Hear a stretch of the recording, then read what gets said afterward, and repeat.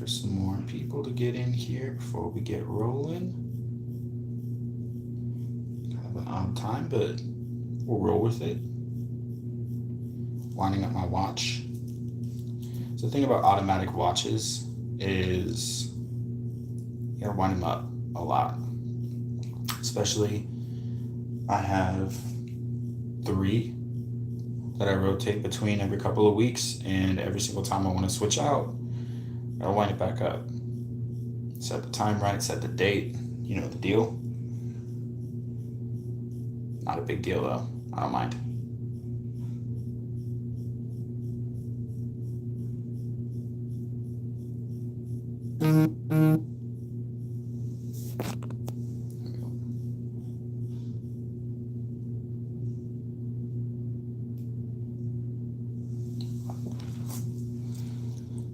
Use this as a reference. Today is the 8th. There we go. And it is 11.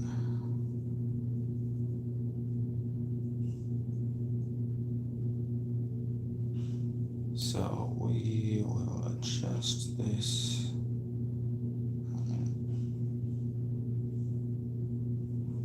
That really screwed it up. What's going on, guys? How's everybody doing today? Just setting the time on my watch here. Figured I'd switch out to a different watch for the day being.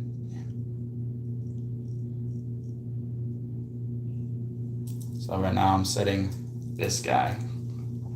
This is the RGMT Marksman GMT watch. Really like it.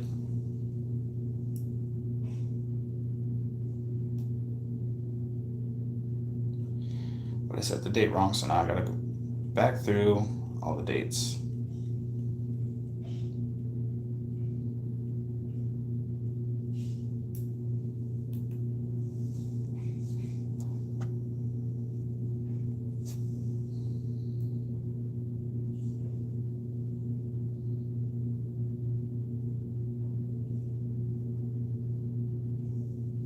There we go. Everything's all set there. How's y'all's day going? Hope everything is going well. It is Sunday. Clean that up a little bit. It's fine.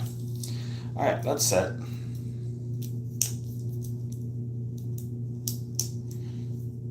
There we go. Nice and good now. What I switched from wasn't also RGMT. This is the Recon Diver. Really nice, clean watch. Clear case back. Really cool. Yeah, how are y'all doing? Energy drink of the day is Blue Slush Alani. Kind of been getting into Alani's a little bit.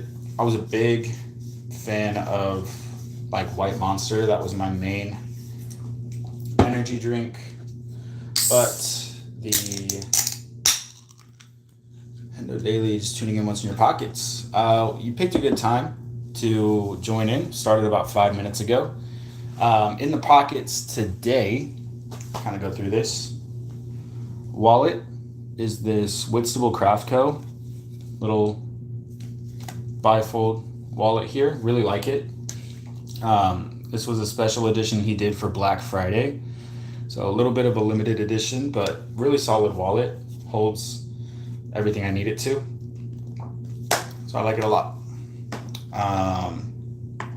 I've also got the RGMT Marksman GMT that I just switched out to.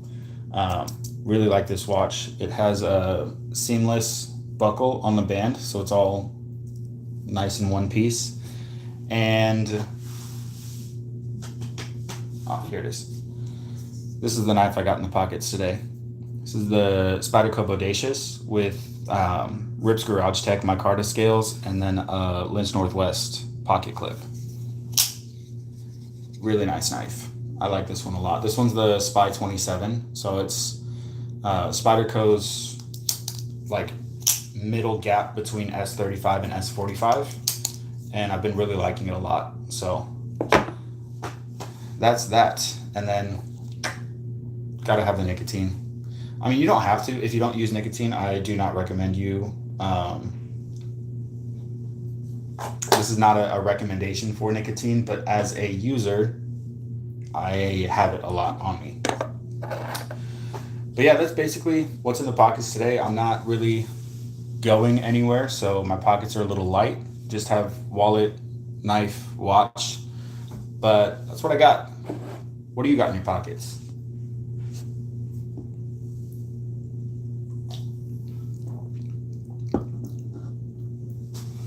Seamless buckle, yeah. And it's a butterfly clasp, so it opens up on both ends. And just a really nice bracelet. It's a little on the heavier side because it's all stainless steel, but it's got a clear case back, which I like a lot for an automatic watch. It's a GMT, so tracking dual time zones there. And yeah, I really like this guy a lot. Cool Mint is also a solid option. I enjoy a good Cool Mint. Today is the citrus though, because I'm drinking an energy drink and the two pair pretty well together. And then the knife, yeah, it's Spyderco always does really good with all of their steels, and especially a steel that Spyderco produces through CPM, through Crucible Industries, is it's just going to be a really good steel. I really like Spyderco's a lot. I have 4 in the collection right now, technically 5, but I sent one off to get some custom work done. And I'm also picking up another Spyderco from the same guy. So he's doing some custom work on both of those. And I will get those back probably in about a week and a half. New G-Shock GA110, just picked up Kershaw Bel Air Micarta. Nice. Clip point yesterday, and a Phoenix PD25R for the light. Yeah. That Bel Air is solid. And really, I like that a lot of companies are doing sort of bug out killer type knives. I don't have any of them. I just have the bug out. But like the Hogue Deca, for example, is a knife that comes in at a really, really affordable price, still USA made, in either 20 CV or Magna Cut. And you can get them in either the FRN or G10 scales. Really like that option. Kershaw is another one with their Bel Air. You can get either aluminum, Magna Cut. I don't think they offer an FRN, which I don't mind at all. I am fine with nothing having FRN on it because I don't like it. The only knife that I have that's FRN is this one, the Spyderco Andela. The only reason I haven't swapped out the scales on this is because there is not a lot of aftermarket support for the Andela. There is for the Delica and there is for the Endura, but not for the middle size here, which is, I wish somebody would do something about that. But for now, this is still, until I can find a good option for scales on this is just the stock Andela. And I got this one mostly not because of like the aftermarket support, but I got this one for the K390. It was a steel that I had never experienced up to that point, and I really wanted to try out Spyderco's K390. That's why I picked this one up, and it was a good price on Blade HQ. I think it was on sale for like 100, maybe less, maybe more, somewhere around that ballpark. But this is the only knife I have in FRN, and as soon as I can find something to replace the scales, I'm gonna hop on that immediately.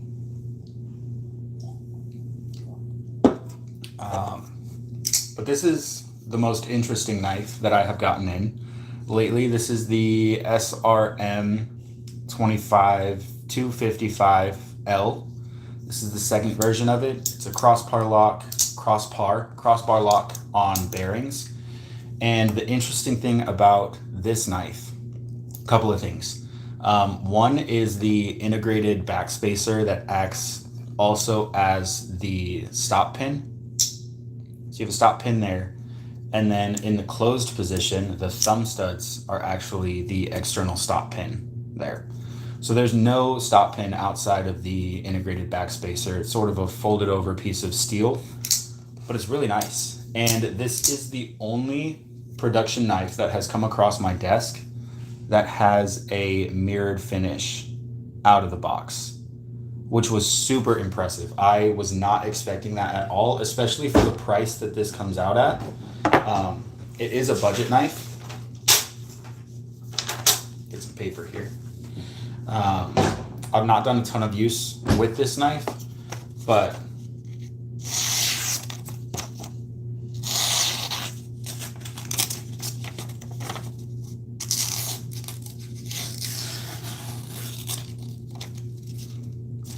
this thing is razor sharp, and I want to say this thing retails for like $50.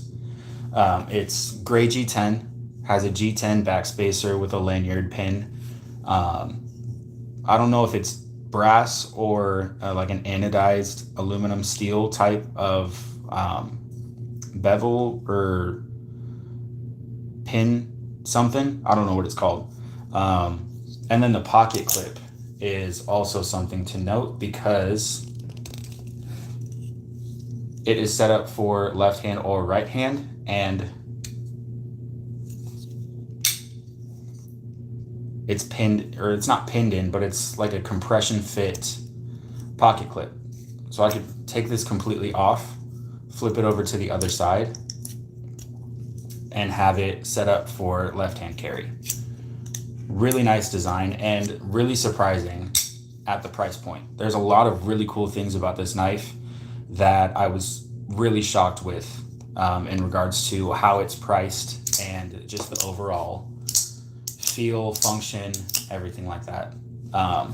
Really impressed with this. Going to be doing a lot more content on this one because it's such a good value for money.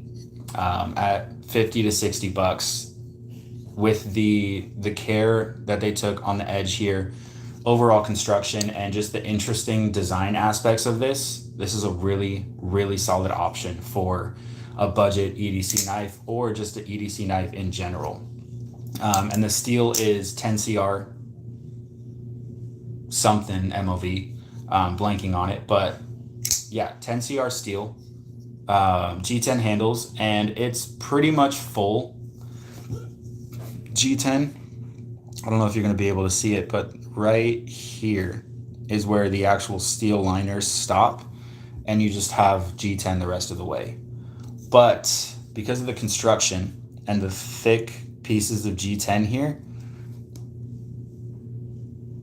there's no give to these like you would on the stock scales of a bug out, because with the bug out you have similar, yeah, you can see there, these have a ton of internal milling on them, but you can see here the stop of the inner liner is right here, basically right where this screw is that's holding the inner liner.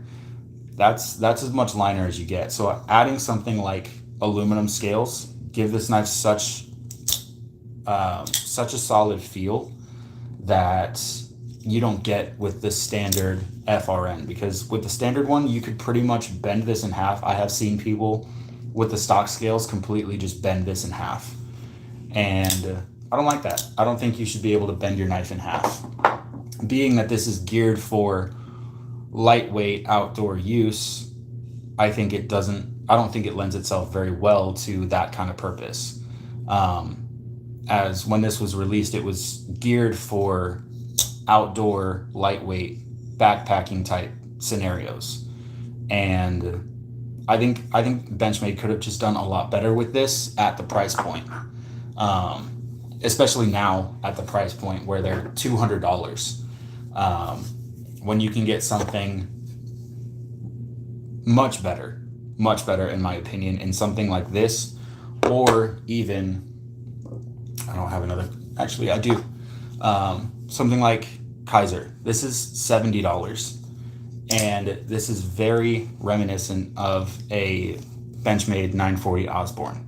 In the blade shape, it's a clip point versus a reverse Tonto, but you still get that slim handle profile, axis lock. And this, in my opinion, is such a better buy over something like a Benchmade. One of the reasons being, I'm going to pop out the box here because it's still on my desk. And one of the best things about Kizer, in my opinion, is, get all the stuff out here, this little baggie. And in this bag is a full set of screws, extra set of screws for all the hardware, minus the pivot, and a full extra set of Omega springs. And that is the downfall of most of these crossbar lock, axis lock type knives, is they all run, for the most part, on Omega springs. And the downfall of Omega springs is they are insanely hard to replace without going through like a warranty service. Extremely tough to replace because there's not a ton of places where you can get Omega springs from. And then on top of that, if you do end up breaking an Omega spring, then you have to go out, order some, wait for them to ship because more than likely they're coming out of China.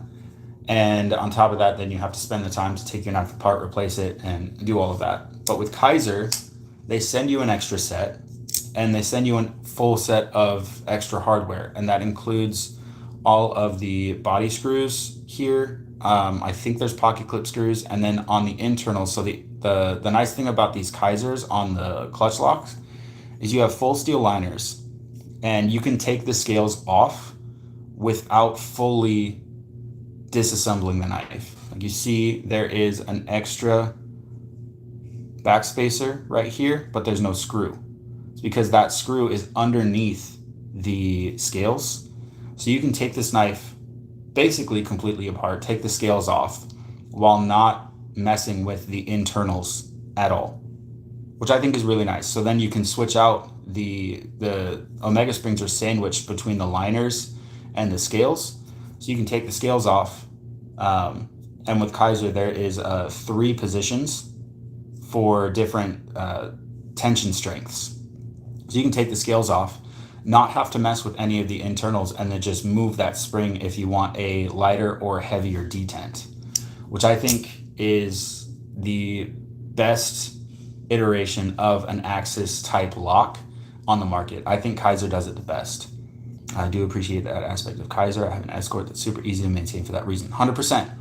I think Kizer has the best maintainable knives in regards to axis locks, because you don't have to take the entire axis lock apart and spend the next 2 hours wasting your life away trying to put it back together.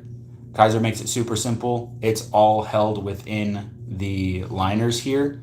And like, I have a buddy who ended up completely taking his Benchmade apart down to like everything's apart. It's in pieces, and it has stayed that way for well over like a year and a half, just because he doesn't want to spend the time to take the extra 2 hours that this thing could potentially take to get everything set back up right.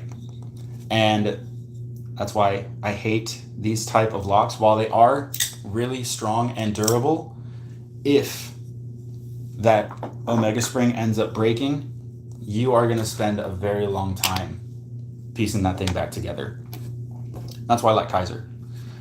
One, they're also really good quality knives at a decently affordable price. I mean, you're getting AEBL steel on this one, aluminum scales, a really nice color pattern, and as well a full extra set of hardware. So if anything happens, you're covered.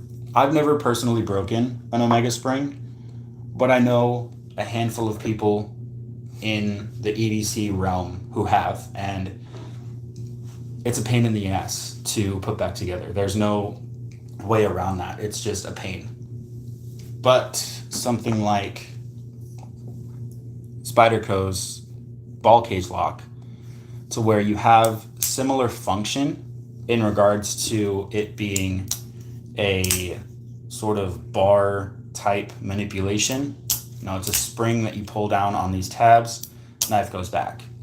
But the construction itself is really interesting. I've covered this a lot, but you can see here, right there, right in here, where that steel starts to disappear, and then this spring pops this forward.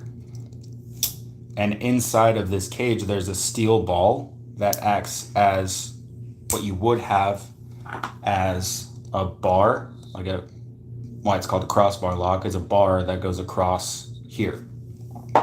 You don't have that on the Spyderco. You have a steel ball that acts as the lock and a coil spring. So that spring right there, there's no Omega springs, there's no weird loopy springs. It's a coil spring, which are easily replaceable.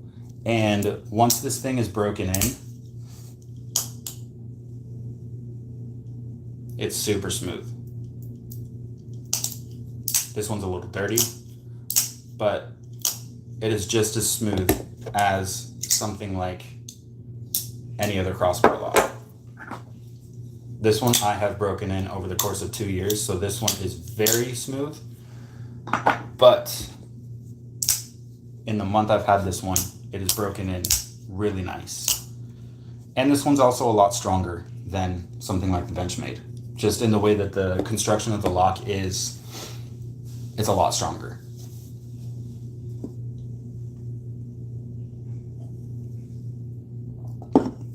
That's a big old rant. What other questions y'all got? Hendo, I assume you're the only one still in here. We got people coming in, leaving, but you know, we do what we do.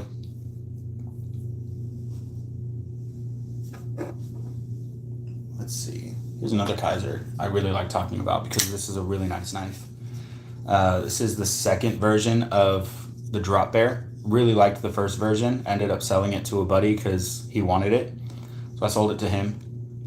What's your most and least expensive knives and how would you compare them? So my most and least expensive knives are very, very, very different. Trying to think what the least, actually, I know what the least expensive one is. 100%. Yeah, this one, really nice. For the 56-ish dollars that it is, such a good knife. The lock is amazing, the top liner lock. So really similar to Benchmade's, or not Benchmade, Spyderco's compression lock. It's really, really nice.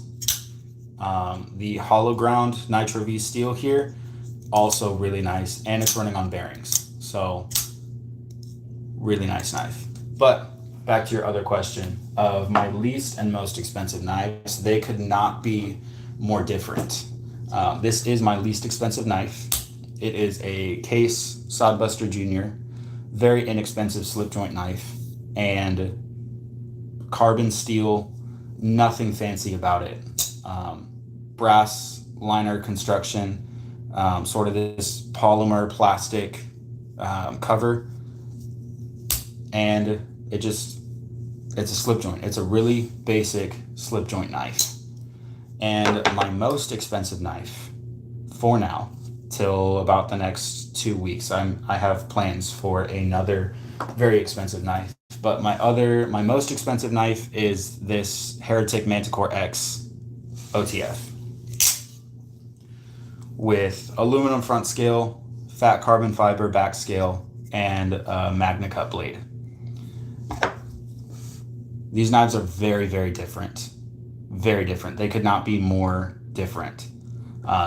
So I can't really say a comparison between the two, but if you're talking about similar knives that are more and less expensive, I would go with, let's see,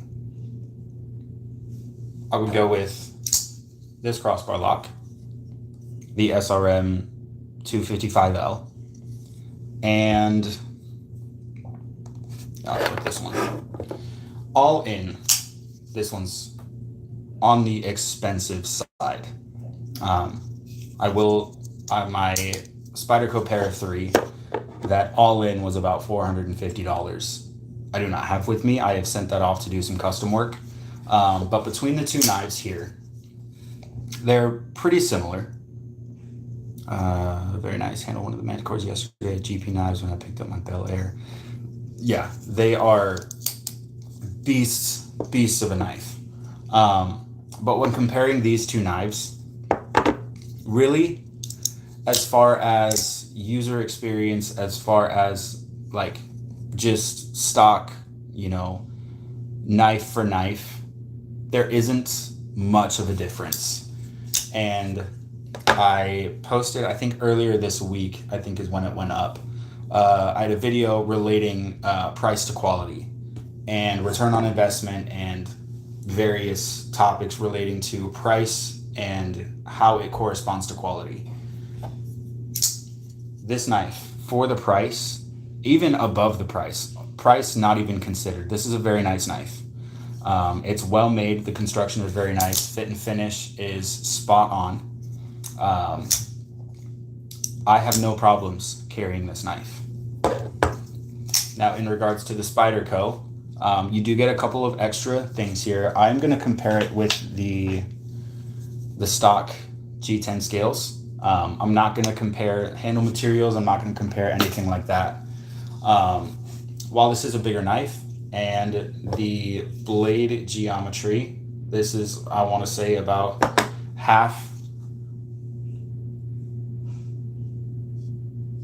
about 1.5 times as thick as the SRM, so it's not as slicey. But yeah, I would put these on very similar levels. Once you get up to that $100 price tier is really where you stop noticing a ton of difference. And above that price point, fit and finish is going to be generally the same. Once you get into more higher end knives, it really comes down to fit and finish. It comes down to materials. And the fit and finish on this is very nice, while the materials might not be anything to write home about. I mean, it's a basic G10 10CR knife. So nothing fancy at all, but it's a fantastic knife.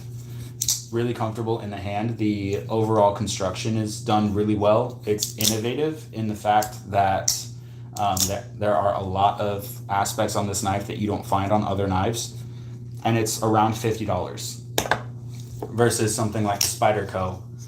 This out the gate was, I want to say, I picked it up on Amazon, and feel how you will about buying brand name knives on Amazon. This was 180, I want to say, maybe 200. No, this one was 220. I'm thinking of the Manix 2. This was 180 that I also bought on Amazon. But this was $220. With tax, it came out to $240, and that included shipping because it was not eligible for Prime, which sucked, but $240 for this knife. And while it's nice, while the steel is definitely a much appreciated upgrade, I don't really honestly believe that there is a $200 difference between the two. Now, granted, you have Spyderco's warranty, you have the fact that it's made in the US versus made in China, a whole bunch of different factors that relate to why this costs what it costs. But if we're going just knife for knife, I really don't believe that this knife is $200 more expensive than this knife. I don't believe that there is that much difference in quality between the two. It really honestly just comes down to where it's made and the extra care that Spyderco takes in making and producing their knives. But that being said, I like this knife just as much as I like the Spyderco knife in regards to my most and least expensive folding knives. So that's my 2 cents. I really think a lot of companies are getting out of hand with their pricing, And a lot of that comes down to inflation, that comes down to how expensive American manufacturing is over other places like China, like the Spyderco. It's made in Japan. So it's not US made, but it's still a very nice knife. Whereas Spyderco, that's made in America, there's not really much difference when it comes to quality. A lot of that has to do with Spyderco and their factories all producing the same quality of knives. But if we're talking like return on investment in regards to how much is a knife actually worth, I think it really just depends person to person. Somebody might appreciate this knife a lot more than they appreciate something like this Spyderco. And so they're going to put more value in this knife versus something like that. I will say the nice thing about budget knives, and I say budget as any knife under $100, that's my point of view on budget, is something like this $50 Kaiser.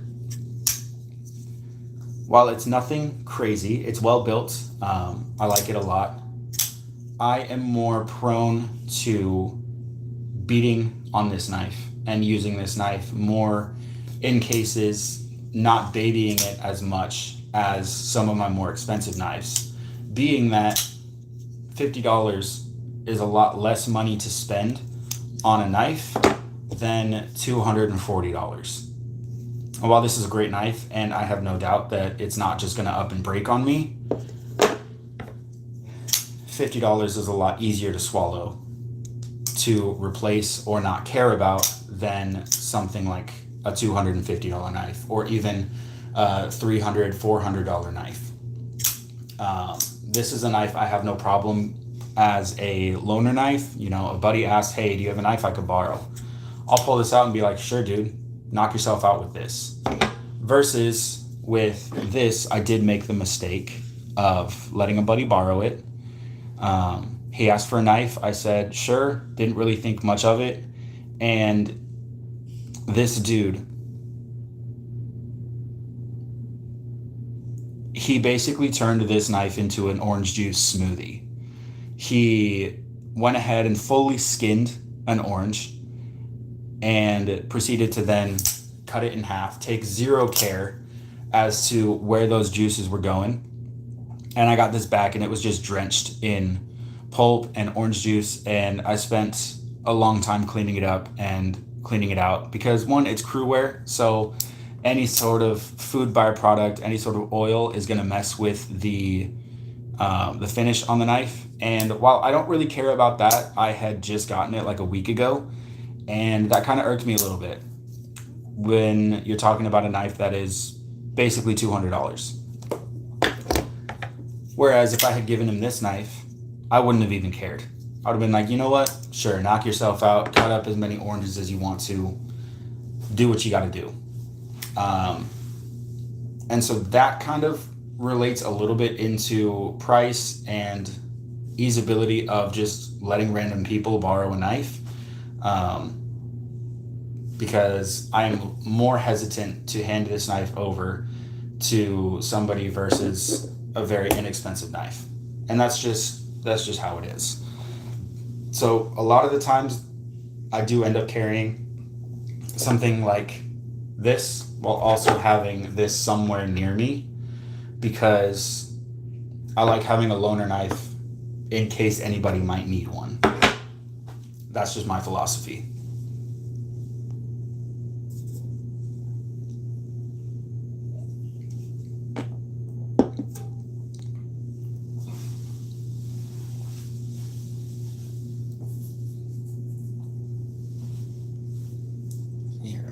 Very little crowd today. I was kind of hoping for some more people to show up, but it is a Sunday. It is noon, so I get it. Some people are probably out at lunch. But yeah, tariffs are killing good prices too. I was talking about that yesterday at GP. Some of their tools almost double the price. Yeah, that's a whole nother topic. And what's interesting about that is that these tariffs are making things that shouldn't be more expensive more expensive. Like in Benchmade's case, I know they've made the claim that the tariffs and inflation and everything is causing all of their prices to go up, but they're USA made. I don't see the correlation there. I think Benchmade is just getting really greedy with their money, and with their pricing, thinking that, if they upcharge their knives a little bit, their REI, Sportsman's Warehouse, Bass Pro Shop customers, they're not going to bat an eye because, for me, at least for the longest time when I was just getting into the hobby, didn't really know much, had a couple, blister packaged off the shelf Kershaw's, Smith and Wesson knives, the bottom of the barrel type, $30 knives that you get at those places. For me, Benchmade was the like grail. Benchmade was like, oh, I wish one day I could dream of having a Benchmade. And that was, like I said, that was before I knew any better. That was just like, that was my interpretation of Benchmade and that company as a whole. Is you see them at these reputable dealers. Everybody talks about the Bug Out and the Griptilian and all of that. And for me, at the time, that $140 Benchmade Bug Out Griptilian never really was drawn to the Bug Out.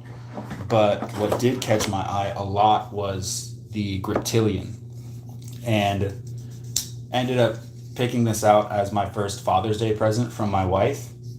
And threw on these cheap, like I said, this was grail status for me back in 2020, 2021, right around that era. And for me, this was like the end all be all of knives. I was like, once I get this, man, I'm going to be set for life. And we all know how that goes.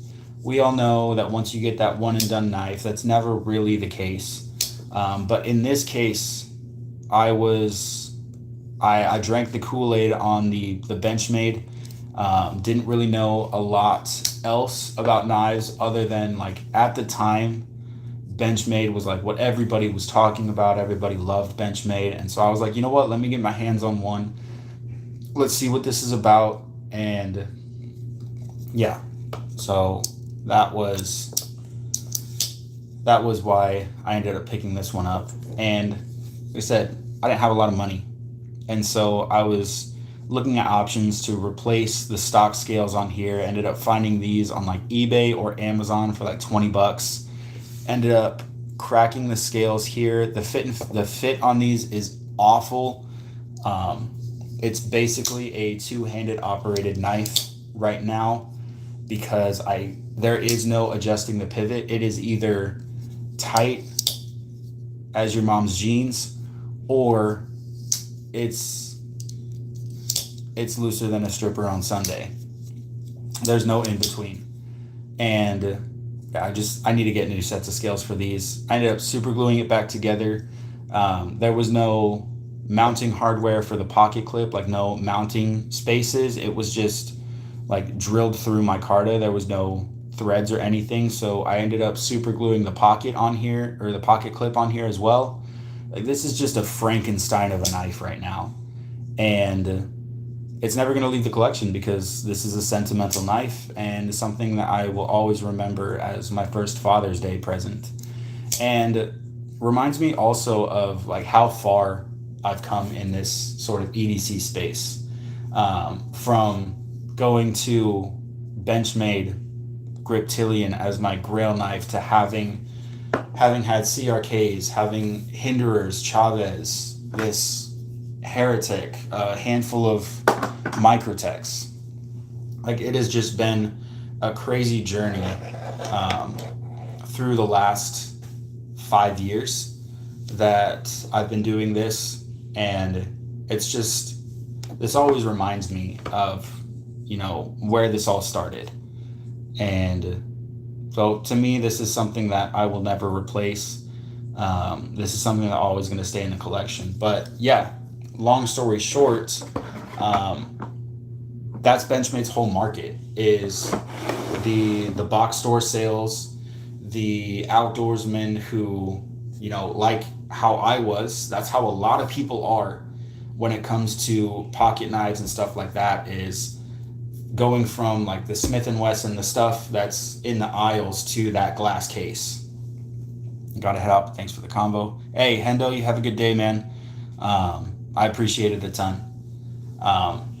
But yeah, Benchmade has always geared themselves towards that outdoor, you go from that, plastic CRKT, Smith & Wesson, Kershaw, those decent but not great spring assisted, bottom of the barrel type knives. And then from there, pretty much the next step up from that is you go one of two ways. You go Benchmade or you go Spyderco. And it's sort of like when guys go into trades, they go into construction, and you are sorted into your Harry Potter house of tools. You either go Milwaukee, you go DeWalt, you go Ryobi, Makita. Those are what most people tend to go towards, and they stay in those lanes. And it's the same with knives. Making that jump up from that Kershaw, that CRKT, that Smith & Wesson, you're going to, most cases, when talking about these outdoor stores, Sportsman's Warehouse, Bass Pro, REI, the next jump for most people is going to be between these two, between Benchmade, between Spyderco. And depending on which way you go, that's kind of the way you stick to. My case was a little bit different. I went Benchmade first, and quickly I got the Griptilian. A couple years later, I picked up the Bug Out and the Freak in M4. And from there, was like, not really a fan of Benchmade, not really a fan of the company and the direction that they chose to go, and ended up switching basically entirely to Spyderco.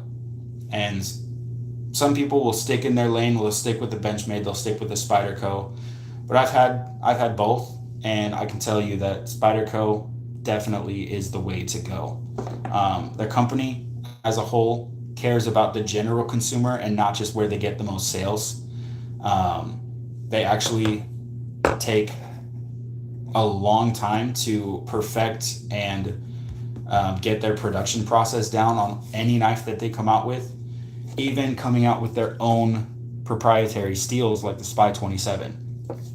Benchmade's not going out making their own steels. Benchmade's not doing anything crazy with their knives other than slapping some stuff that's already on the market together and marketing it for $400. Changing the Benchmade from S30V and FRN to M390 and micarta, and they're like, oh, this is now worth $400. It's not.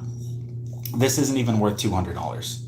I would peg this as like a 120 to maybe 130 on the higher end. I would say that that's what this knife is worth. No realm is a Benchmade Bug Out, no matter what scales, no matter what steel you put on there, no matter how fancy you make it, nowhere near should cost any more than $200 on the high end for the higher end type of steels and materials that they use. Even their aluminum, and I don't even know what blade steel they're putting on there. I know they've done M390. I know they've done 20 CV on the Blade HQ exclusive, but that one was G10, not even a crazy handle material. But Benchmade is just smoking crack with their prices, and that's why I've stopped buying Benchmades, just because I don't support anything that they're doing. I think they are out of the water with a lot of the things that they do, and I'm just not on board with that. But something like this Spyderco, which is 100% more well built in crew wear and micarta scales, full steel liners, a really innovative locking system, costs less than this Bug Out does out the door stock. So I don't know, you tell me what's better, what's worse. But that's just my opinion, that's just my thoughts on the market as a whole. I mean, they're even doing basically what Benchmade is doing with the Bug Out in the Para 3 and a lot of their models offering lightweight models, which is like Benchmade, FRN scales. And this one is CTS BD1N steel, which is pretty comparable to like a VG10. So nothing crazy, more of a budget type steel. But the lightweight versions of these knives and like this knife right here, even this knife, all come in well below what Benchmade is charging for their bug out. And I think Spyderco just does it better. They do a lot of things a lot better than what Benchmade is doing. And they care about, like I said, they care about the general customer. They care about the general consumer who, yeah, they might be making that step up from a CRKT or a Smith & Wesson, you know, one of the more lower end knives. And they offer so much. Like the Para 3 itself probably has 50 different configurations in the same form as the Para 3. You have lightweight models with the FRN coming in, you know, the base as CTS BD1N steel, even going up to like MagnaCut for not much more money. They even have the River's Edge Cutlery exclusive, the 15V FRN scales of this knife. I think I found one on Amazon through a certified Spyderco dealer for $180 for 15V FRN scales. Not a bad deal. And then you make the jump up to what they're doing as their main flagship between the Para 3 and the PM2 is G10 scales S45VN over what they were using S30V, but they have since upgraded to S45VN. And those now retail for $180, $190, pushing that $200. And so already for the flagship bug out between the flagship stock Para 3, which I would say are pretty similar knives, very similar use cases, but already out of the gate, the Spyderco is already a better value for money because you don't need to swap anything to make it really usable. And for me, the most needed upgrade on a Benchmade bug out is the scales. You need aftermarket scales to even make this thing worth putting in your pocket, in my opinion. There's just such a better value for money, better production quality, better quality control, fit and finish. Everything across the board is better when talking about Spyderco over Benchmade, let alone just talking about pricing. Because Benchmade has their standard S30V, and on top of that, they don't really have any other options besides that in similar price categories. Anything above Benchmade's stock production line is going to cost you $350, $400 just for different materials. Versus Spyderco, a lot of their variety is priced in a very similar way, in the fact that you can get a 20CV or M390 or 15V, 10V, something along that lines for not much more money than what their standard production runs cost. Spyderco does it right. And not only that, but their heat treat, their production quality far surpasses Benchmade in any regard. And this has turned into a Benchmade hating rant, but that's just the way things go when you're live streaming and when you have some questions that people ask.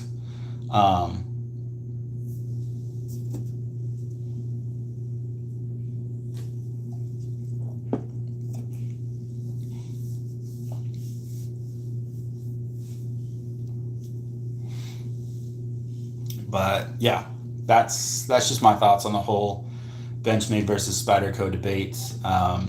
Let me know what your thoughts are on that, where you stand, whether you're a fan of Benchmade, whether you're a fan of Spyderco. Let me know. So we got a new person popping up in here.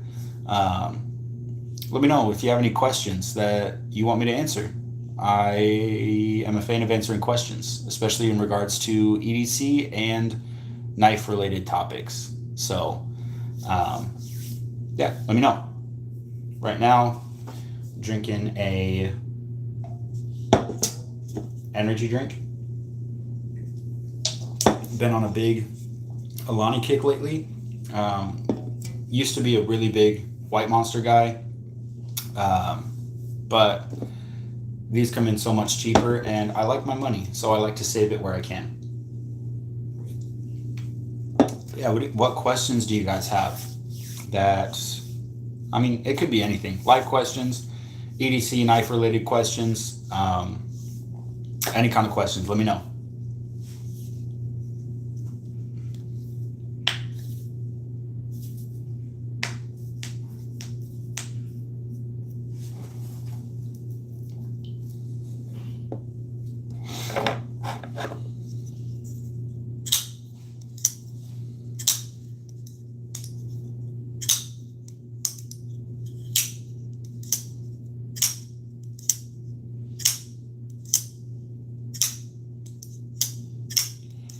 Yeah, I really like this knife. This is one of my favorite budget knives right now. It's the Kaiser Drop Bear Model 2.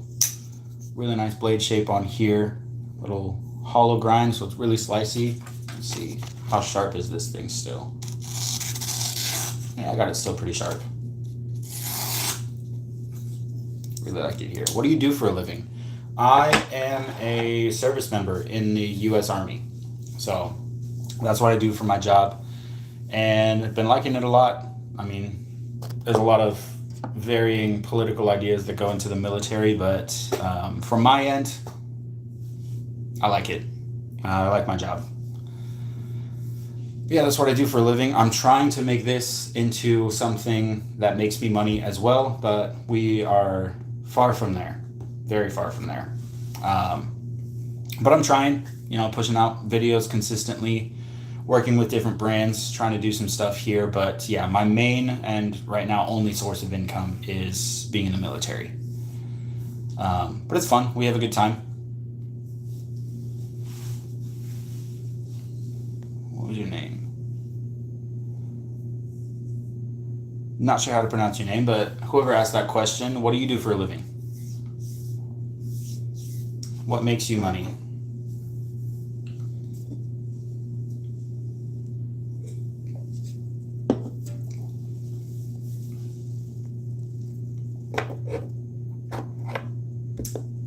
Yeah, another really nice, sort of on the budget side knife here.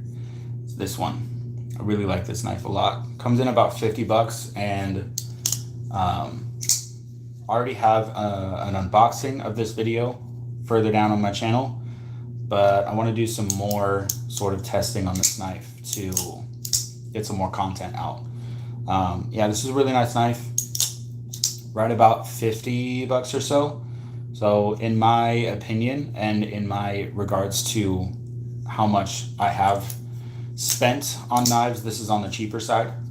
Yeah, it's really good. Chinese made, but I don't mind.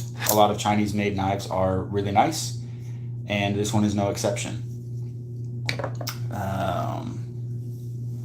This is another Chinese made knife that I like a lot. My name is Fatima. Am I pronouncing that right? Fatima. College student doing pre-med. That's awesome. That is really cool, and good on you. That's hard work, especially pre-med school. What are your goals for that? Are you wanting to be like a doctor, physical therapist? What's your route for that? It's really interesting, and let me know if I'm saying Fatima right.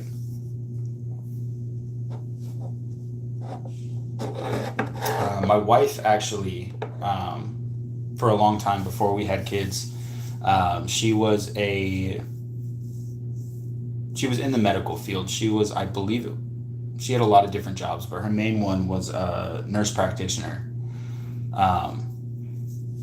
So she's been on that route. So yeah, let me know what kind of route you're wanting to take with that, because that's really interesting and a lot of hard work. So good on you, and we need a lot of good doctors. Good doctors make everything better.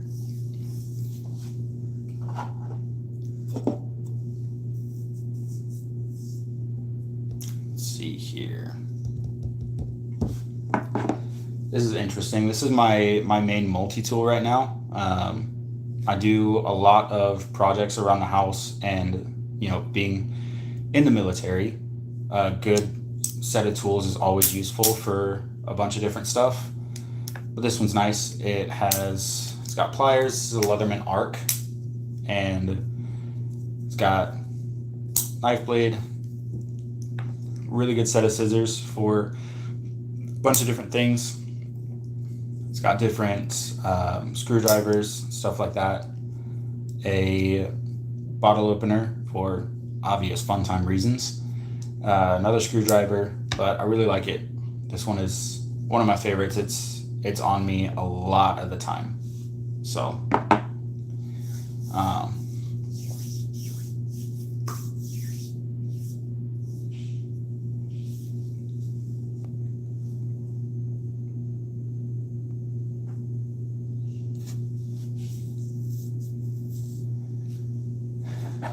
yeah. What are you guys up to today? What are you guys doing? What's on your to-do list?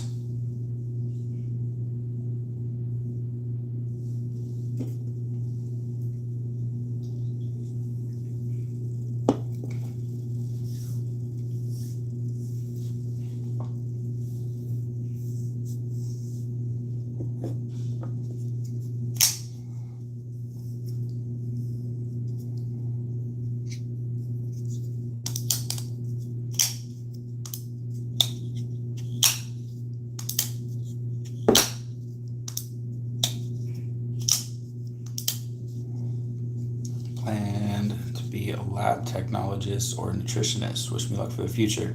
That's awesome. That is a solid plan, and honestly, at least I think there's some decent money in that. I mean, anything in the medical field tends to be a pretty good source of income. But definitely, good luck with all of that, and keep putting in a lot of hard work. Stick with it, and don't give up. Things probably you already know this, but things get tough, and the more you can stick with stuff, one, it's going to help you in the long run, and then two, just if you can push through hard stuff, it's really good mentally for you um, to show yourself that doing hard things is worth it. So definitely stick with it, and I wish you all the best of luck with that, with the pre-med schooling and the either lab technologist or nutritionist. So stick with it. You're gonna crush it. I actually want to share something. Absolutely, go for it. This is an open space.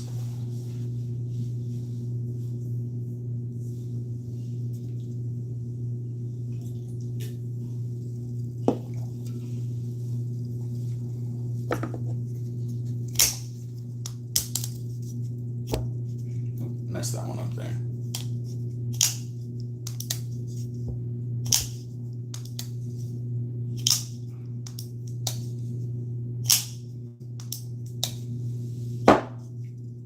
Again, messed it up.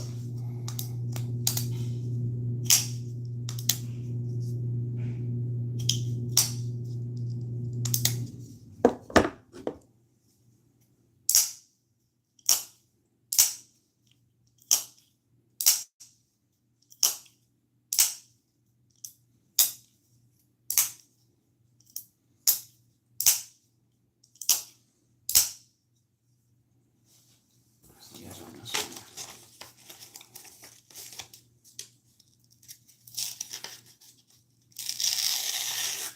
That's not bad.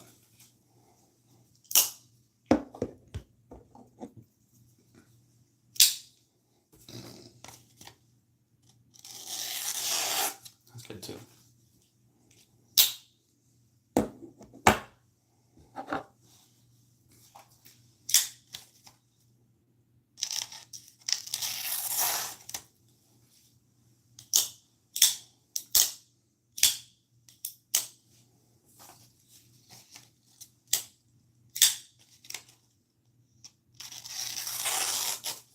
That's not bad.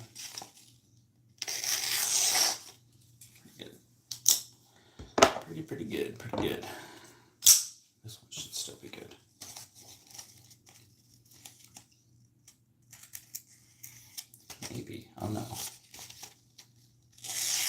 we're good. That one's good too.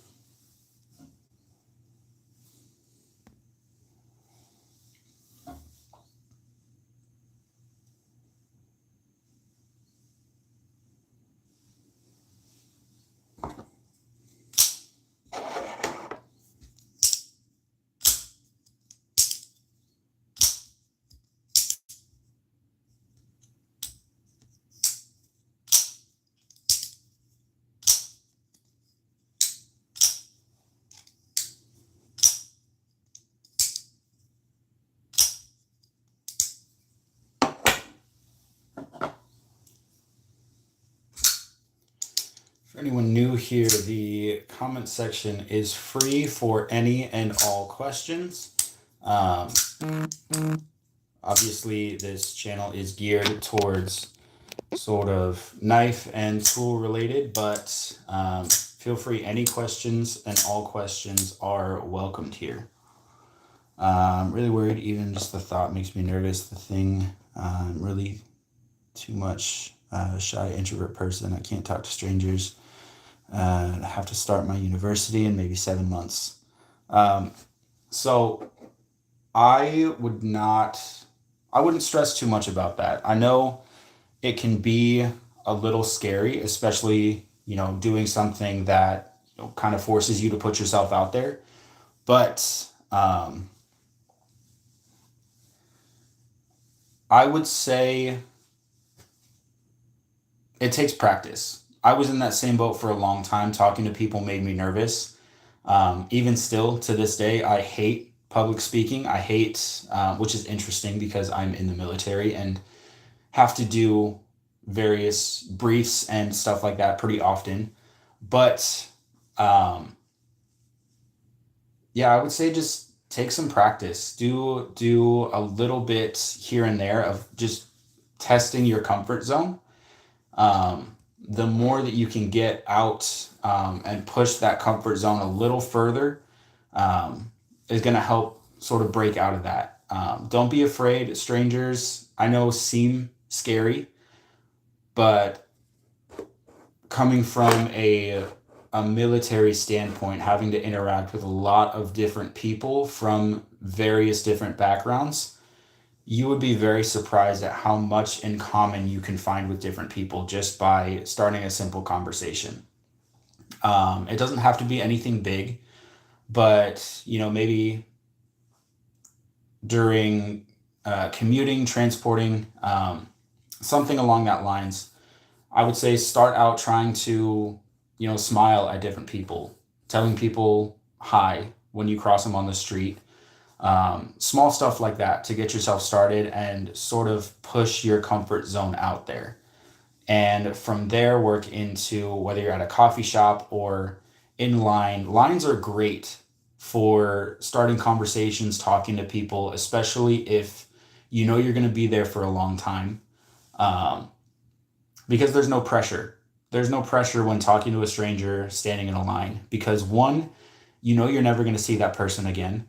Two, they're in the same boat as you are, standing in a line, and you never know who you're going to meet as well. There are a lot of different people with a lot of interesting backgrounds, some good, some bad, but my philosophy is everybody has something that you can learn from. And having that mentality makes approaching strangers and talking to people a lot easier because if you go into it with a mindset of what can I learn from this person, then it's a teaching opportunity and not necessarily something to be afraid of. And especially going into a field where you will, like, interacting with people will be your job.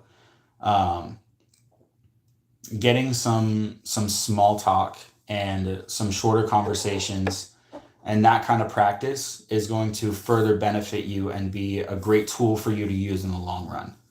Um, it's like it's like a muscle. You know, if you go to the gym, you've never been to the not specifically, I'm not pointing fingers. This is a generalized statement. But if someone goes into a gym that they've never been to a gym in their life, starting out is going to be hard. You're not going to be able to lift a bunch of weight. You're not going to be able to run very far. But the more that you work on it, the more that you get comfortable with being uncomfortable, the more you're going to be able to push yourself and the more you're going to be able to accomplish. And so for that, I would say, you know, you're going to university in 7 months. Start now. Um, Go to a coffee shop. Go to places that have people. Particularly, you know, if you want to start out, go to a place you've never been to before. Um, Go to coffee shop, a restaurant, anywhere. And restaurants are actually really good too because you can talk with the servers and then you never have to go to that restaurant again. You know, you're going to make mistakes. You're going to feel embarrassed. There's going to be times where you might say the wrong thing, not know what to say. But the more that you practice those skills of talking with people that you don't know, the better off you're going to be and the more comfortable you're going to be in the long run talking to people. So that's what I would recommend. Like I said, I've been in that boat. I've been all throughout high school, and even past there. I hated people. I hated talking to people. I hated interacting with people. It made me uncomfortable, and I didn't like it. So I avoided it for a very, very long time until I got into various different jobs. I worked in customer service for a long time, worked various retail jobs. I've done construction, and from my experience, the more you can practice those skills of just, you know, creating small talk, talking to strangers, um, the less it's going to be scary and the more it's going to be an opportunity for you to learn something new about people, to open that gate and to, you know, just interact with people. Because everybody has a story, everybody has something that you can learn from. And the more you can tap into that, the more that you can um, be in a place where you're comfortable doing that. Honestly, it's going to be a big benefit to your life, not only professionally, but also personally. You're going to meet people that you would have never met before, and you're going to learn things that you would have never learned otherwise.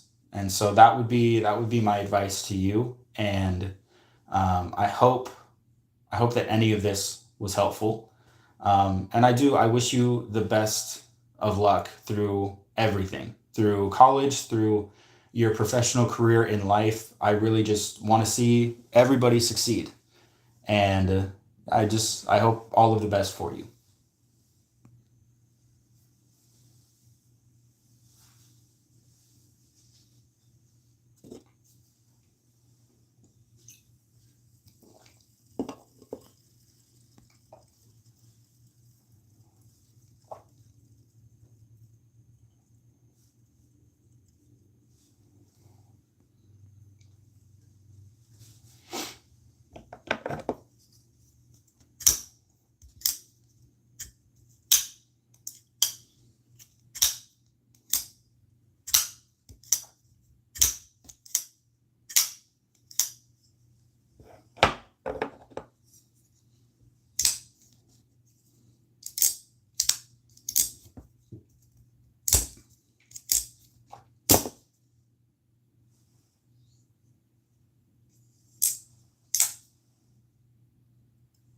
Oh, good. That didn't do anything.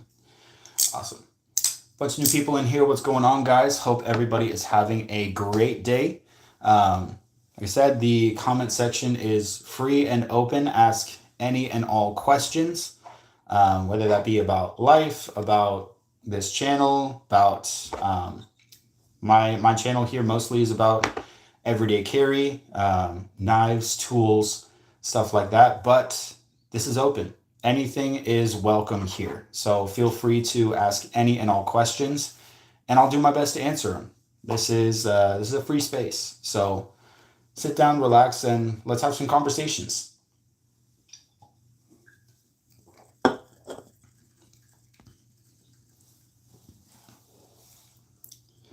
Hope everybody is having a great weekend, a great day. And yeah, my light died.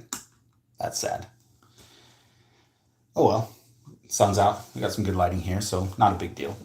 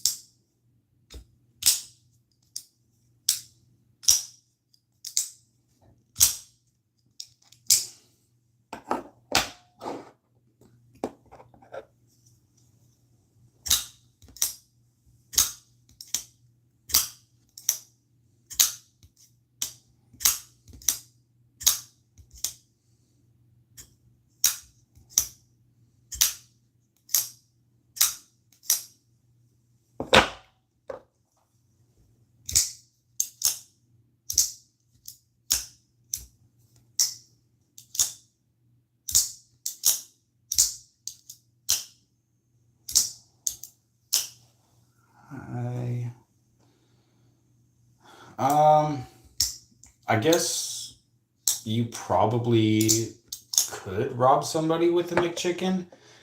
Are you robbing somebody who has a McChicken and you're trying to take it from them, or are you using the McChicken as the tool in which to rob somebody?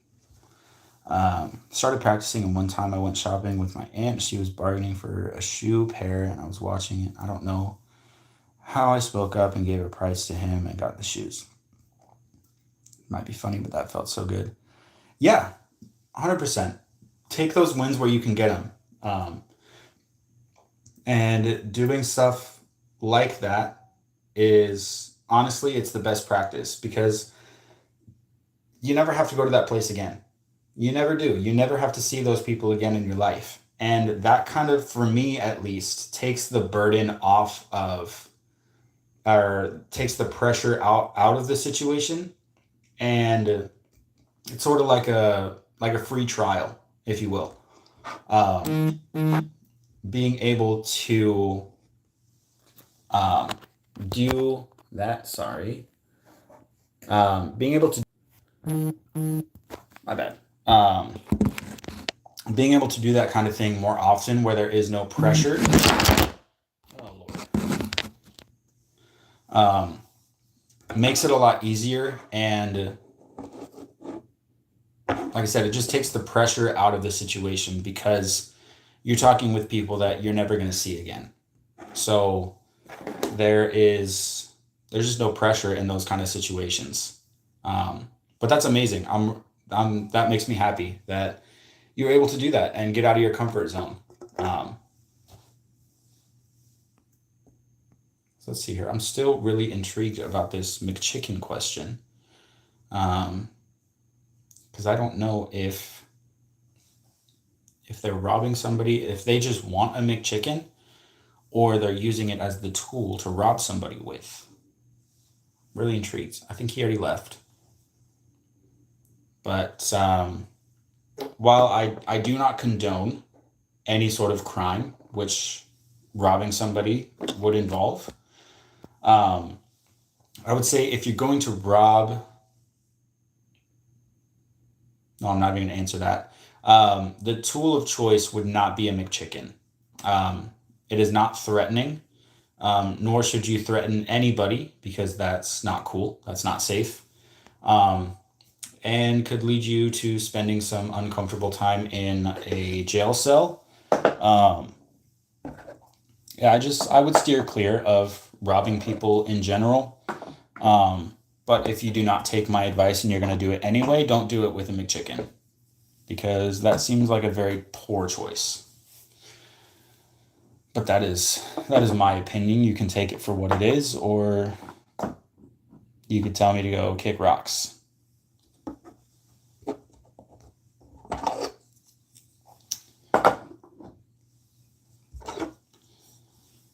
But I think that's going to do it for today. We've had some good conversations, but I hope everybody has a fantastic day. I hope y'all have a good rest of your weekend, and hopefully we'll catch one of these again in about a week or so next weekend. So I'll leave you guys to it. I'll stop taking some time out of your day, but hope y'all have a good day, and I'll catch you guys later. See ya.